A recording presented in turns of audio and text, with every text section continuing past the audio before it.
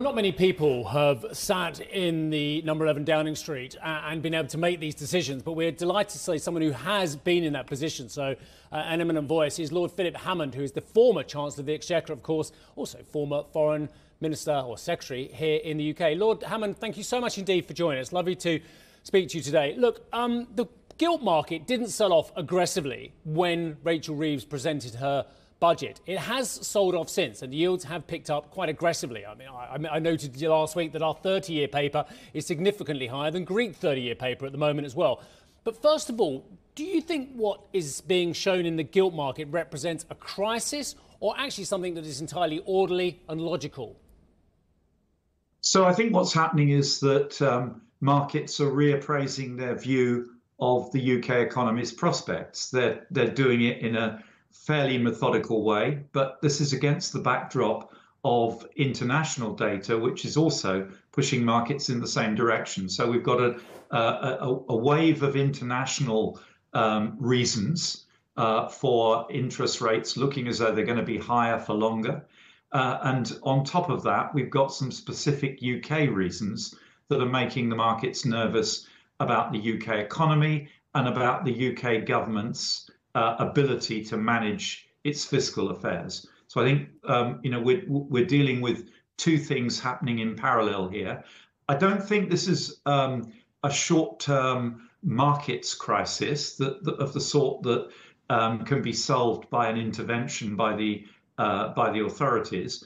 I think this is a longer-term issue around confidence in UK economic growth and confidence in UK fiscal stability. And the Chancellor has to address those things with medium-term strategies, not with short-term sticking plasters. But to be fair to her, she has talked about medium-term strategies. Karen and I were talking earlier on about the UK's AI strategy.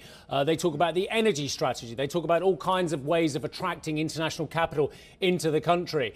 But is it at the expense of the short term that actually Rachel Reeves has made a mistake, i.e. she thought perhaps the UK economy, especially the consumer-facing economy, was robust enough to take an increase in NIC? Has she misjudged the nature of the fragility of the UK domestic economy? Yes, I think she has. Talk is cheap. What we need is actions which enable UK businesses to have the confidence to invest and the ability to hire. So we've got challenges in the labour market. We've got lots of very positive talk from the government about the planning system, unsticking the planning system, but they've been in office 6 months now, and there's no material change on the ground. And we've got talk about trying to improve relationships with our European Union neighbours. But again, nothing practical yet. What businesses need is to see some practical relief on the ground. And in the meantime, as has become very clear, businesses, particularly in the service sector, are really struggling with the combination of higher national insurance, higher minimum wage, and a reduction in some of the concessionary business rates arrangements that were in place. This is having quite a significant effect on sentiment in the services sector.